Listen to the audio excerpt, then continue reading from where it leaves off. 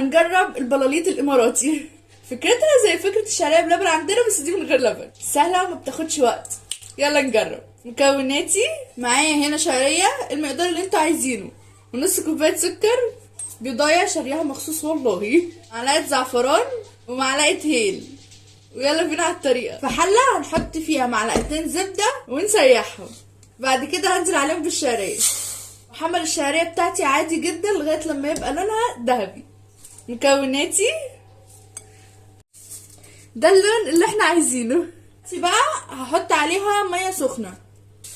المية اللي هنحطها هنغطي بيها بس الشعرية، مش هنزود مية. نحطه على النار ونغطي عليه لغاية لما يشرب المية شوية بالشكل ده كده، وفيها شوية مية صغنطتين. دلوقتي بقى هحط معلقة هيل او حبهان.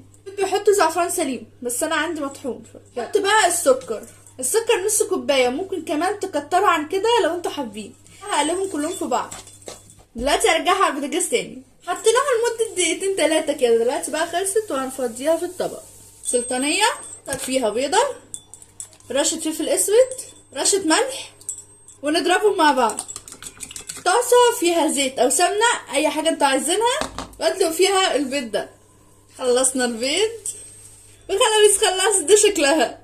اختلف العلماء في جزء بياكل من غير بيض، وفي جزء بياكل بالبيض، فبيقول ده احلى ده احلى. فانا هجرب الاتنين، من غير بيض وبيض. هجرب الاول من غير بيض. بسم الله. طعمها غاية في الجمال. الحبهان والزعفران عاملين شغل جامد جدا، جامد جمودة. دلوقتي بقى هنجرب اللي بالبيض. بسم الله. واحدة من غير بيض فهي تعتبر حلويات وطعمها جميل جدا، اللي عايز ياكل حاجه مسكره ياكلها. اما مع البيض فالسكر مش باين اصلا، انا مش عارفه ازاي والبيض لايق عليها سبحان الله. اما اللي فيها بيض فتحسسك ان انت بتاكل بيض بشعريه عادي جدا، طبيعي جدا، مش عارفه ازاي السكر مش باين. فالاتنين لا حلوين الصراحه، بس انا فضلت العسل دي. جربوها ومش هتندموا. وانا كده خلصت. لو عايزين مني اي حاجه تاني متنسوش تقولولي. باي.